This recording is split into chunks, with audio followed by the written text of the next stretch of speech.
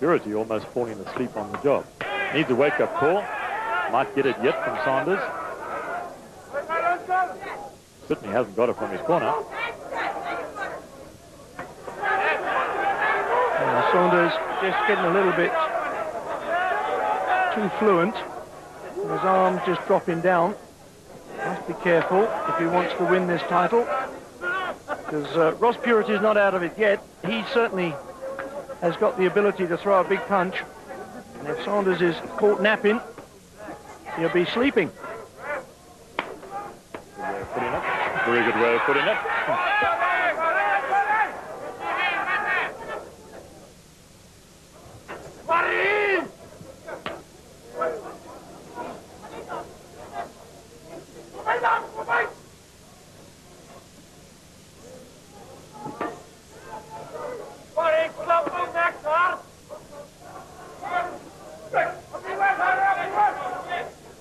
These big boys expending a lot of energy, getting ready for this fight, of course, and here they are now. They were sluggish coming to the ring, weren't they? We both made mention of it. One wonders this, where they're very cautious, they're probably over-cautious. Taking him into the lead, and round number 11 it is. And during the course of the interval, referee Dave Parris from England just came across to have a look in the ear of Corrie Sanders, that left ear, and they'd certainly got a big blob of grease in it. It's to stop the bleeding, I think, is what they said. I could make head and tail of what was being said in the ring, in the corner at the time. And no real worry having a blob of grease in your ear, except that you don't hear the crowd and you don't hear instructions. When the men go head-to-head like that, reminds you of a couple of elephants locking horns, shall I say, tuss. Yes, the show of strength in Africa. The tussle for supremacy for the WBU heavyweight title that is vacant. Ross Purrity from the United States well behind on points. Corrie Sanders, the South African heavyweight champion, who's not even been called to defend his championship for the last 4 years or so. Easy. And he's well ahead on points. So now it's a case of all or nothing for Ross Purrity, and a case for Corrie Sanders to just hang in there and jab his way to victory. Well, the only way that Purrity can now win the fight is by knockout. He is far, far behind on points, and he is largely to blame himself for having painted himself into that corner. His work rate simply not good enough, and yet we have seen, when on the odd occasion when he did start throwing punches, that this man can hit very hard indeed. And his hand speed, not all that bad for a big fella. Pretty good for a big man. Just a little bit of tape coming off the glove of Corrie Sanders. Nothing tactical about that. Of course, the clocks are stopped while that happens. The referee just asked for timeout.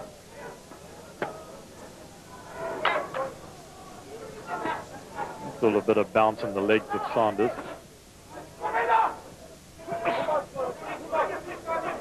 Got to get away from this sort of thing, though. Out the corner is what he does. He does it well, too, and delivers 1 or 2 good punches. So he's still on the run, still moving, jabbing, moving is Sanders, and getting through that jab as well now, Bert. He's opened up, but the hands, of course, from both boxers now, a sign of 2 tired fellows as the arms begin to drop. Yes, Purrity had a very tight defense at the start of this fight. A lot more lax now, that's understandable. Sanders has taken advantage. Keeps peppering the pace of the American with that right jab. Taking a bit of a breather as Purrity was banging shots to the head, most of which were being picked off by Sanders anyway with the gloves. Look at that jab. That's a good jab, Barry.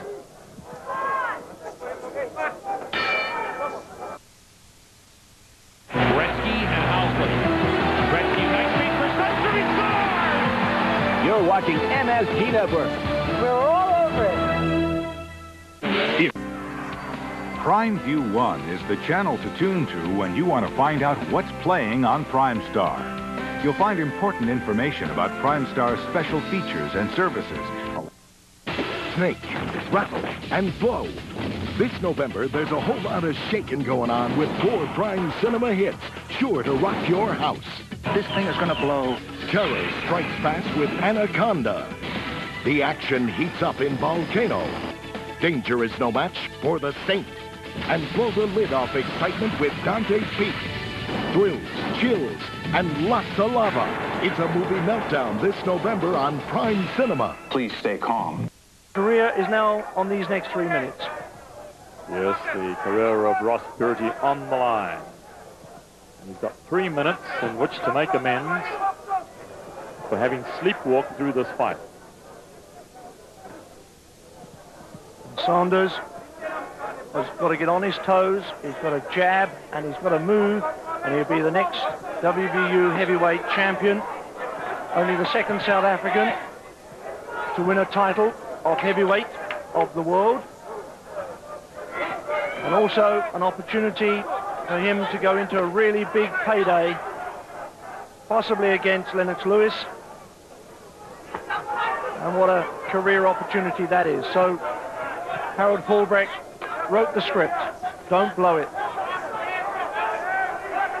Well, Saunders staying on the outside, keeping Purrity away with that right jab, not allowing the American to get to grips with him. Basically, what the South African is doing now is chewing up the clock. He is indeed. And he's doing a good job of it at the moment, too.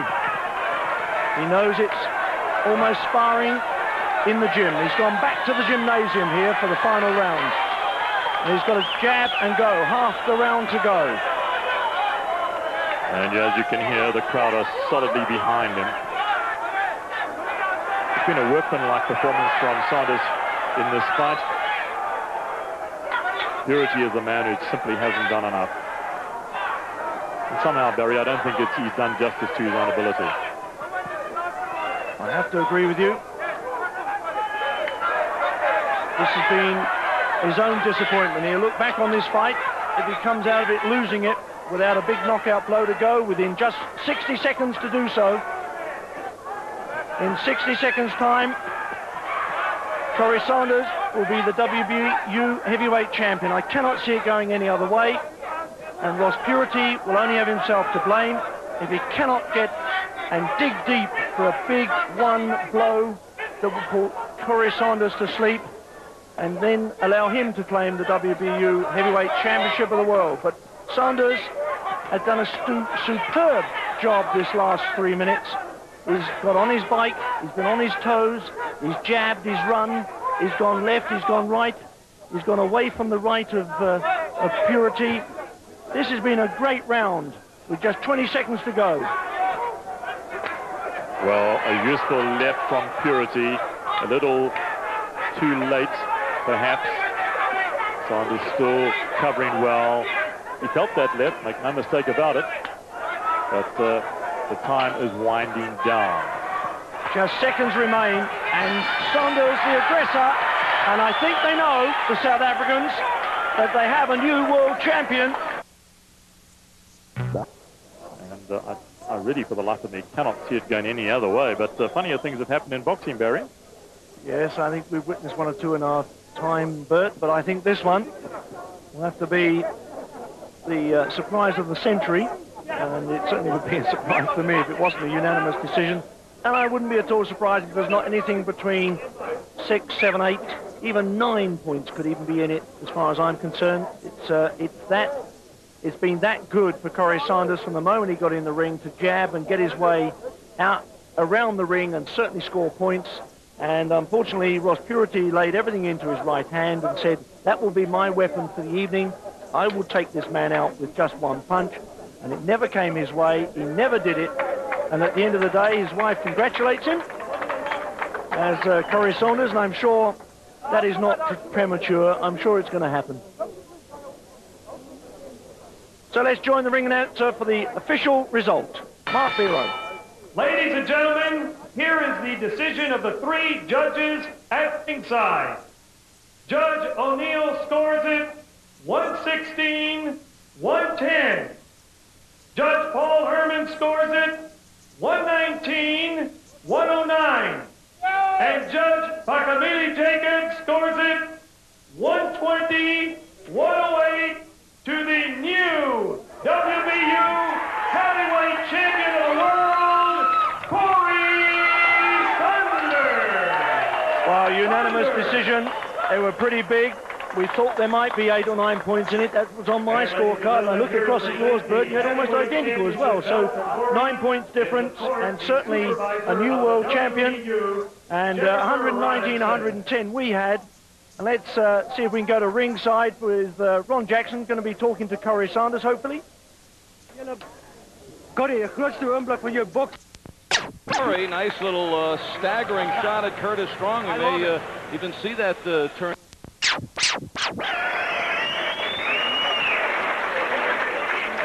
His opponent this evening wearing the black trunks, weighing in at 102.